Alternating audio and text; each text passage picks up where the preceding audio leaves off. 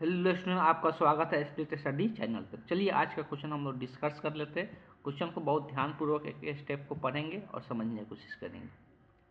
बोला जा रहा है कि श्रुति रेणु ने अपने छात्रों को 8 समूहों में विभाजित किया। कितना समूह में? 8 गो समूह बना दिया गया, ठीक। और उनको अपना भार दर्ज करने के लिए बोला गया। भार मतलब वेट कितना है उनका, ठीक। बोला गया कि उनका 8 गो समूह बना दिया गया, ठीक है। कुछ बच्चे हैं लोग, ठीक, जो कुछ छात्र हैं, उनका 8 समूह बना दिया गया और सबको बोल दिया गया कि अपना अपना भार दर्ज करो, अपना अपना वेट लिखो। फिर उन्होंने समूह को अपना औसत भार परिकलन करने को कहा। उसके बाद कहा कि जो जो समूह है वो अपना औसत भार निकाले, ठीक। और समूह ए ने अपना, अब समूह ए के बारे में चर्चा किया जा रहा है, मतलब सारे समूह के बारे में चर्चा नहीं किया जा रहा है। समूह ए में कितने हैं? तो 8 विद्यार्थी है। अब चलिए समूह ए का बात करेंगे। किसका? ए का। इसमें कितने विद्यार्थी की संख्या? 8। इसके ही औसत के बारे में चर्चा किया जा रहा है। ने अपना भार तोला और औसत भार बताया। अब समूह ए जो है उसका औसत भार, औसत को ए भी से दिखा देते हैं। औसत भार बताया गया कितना है उन लोग का, इतना दिया गया कि औसत भार इतना है।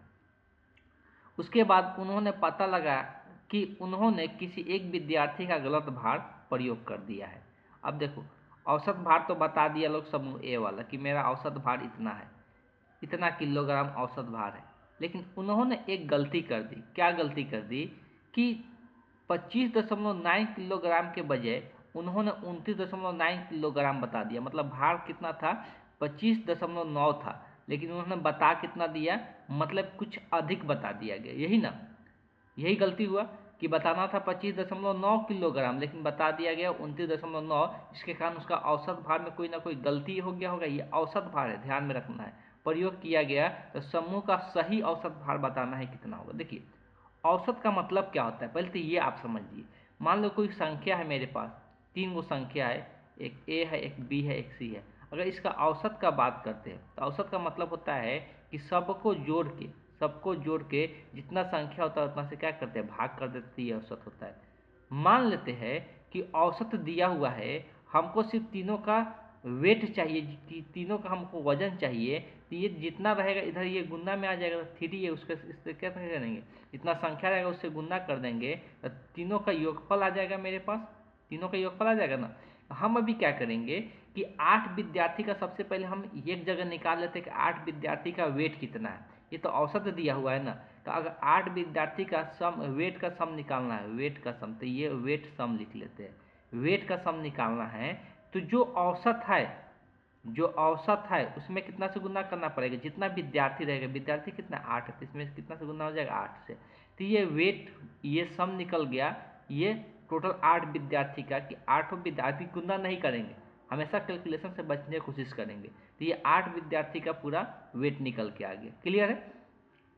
अब ये 8 विद्यार्थी में दिक्कत क्या हुआ है कि हमको कितना भार अधिक बता दिया गया है। यहाँ पर देख सकते हैं कितना भार अधिक बता दिया गया। एक्चुअल में एक विद्यार्थी का भार 25.9 था, लेकिन बता दिया गया, मतलब कितना अधिक बता दिया गया। तो कितना अधिक? तो ये हम घटा के निकाल लेंगे। इसमें से इसको क्या करेंगे? घटा देंगे।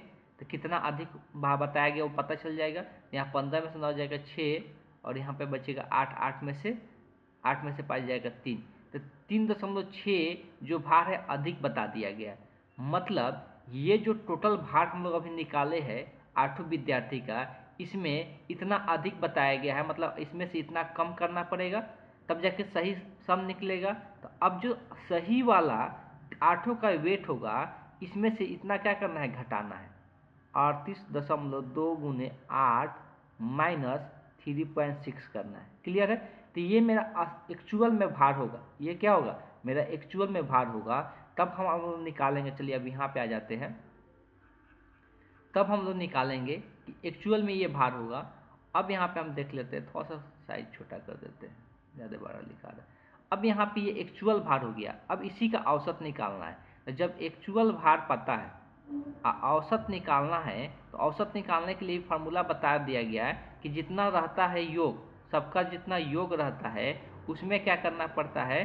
तो उसके संख्या से भाग करना पड़ता है। तो अगर इसका एवरेज निकालना है तो ये जितना वेट है, ये पूरा वेट है ना, सबका मिलाकर वेट है। ये 3.6 क्यों घटा रहे? ये एक्स्ट्रा वेट आ गया था, मतलब यहाँ पर एक्स्ट्रा कुछ बता दिया गया, कितना एक्स्ट्रा बता दिया गया था। तो पहले इतना था औसत, औसत से फिर हम पूरा योगफल निकाल लिए आठों का, जो आठों का योगफल में इतना वेट अधिक बता दिया गया था उसको कम कर लिए। अब इसका औसत निकालना है, तो औसत निकालने के लिए उसके क्या करते हैं, 8 हुआ तो 8 से इसको क्या करेंगे, भाग कर देंगे। अब पीछे हम काट कुट इसलिए नहीं किए कि यहाँ पे कैलकुलेट करना आसान हो जाए। अब इसको अलग अलग कर देंगे, यहाँ पर माइनस दिख रहा है तो माइनस वाला पद से अलग अलग कर सकते हैं ना। इसको लिख सकते हैं 38.2/8, और फिर यहाँ पर गुना में भी 8 है, माइनस 36.3.6/8। अब यहाँ पर देख सकते हैं 8 से ये 8 कट जाएगा, और यहाँ पे कैलकुलेशन अब थोड़ा सा आसान हो जाएगा। 8 से 8 कट गया तो यहाँ पर क्या बचेगा, 38.2 बचेगा माइनस। अब इसको 8 से भाग कर लेते हैं।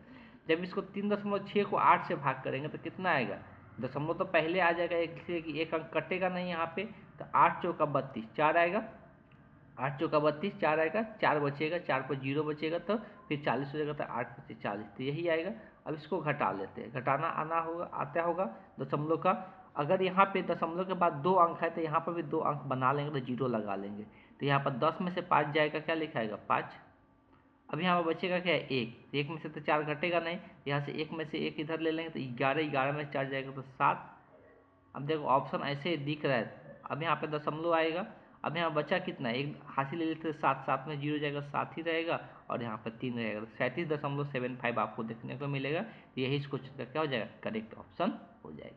तो इस तरह से अप्रोच अप्लाई करना है एग्जाम में, और जल्दी से बनाने की भी कोशिश करना है, कम स्टेप आपको लिखना पड़े।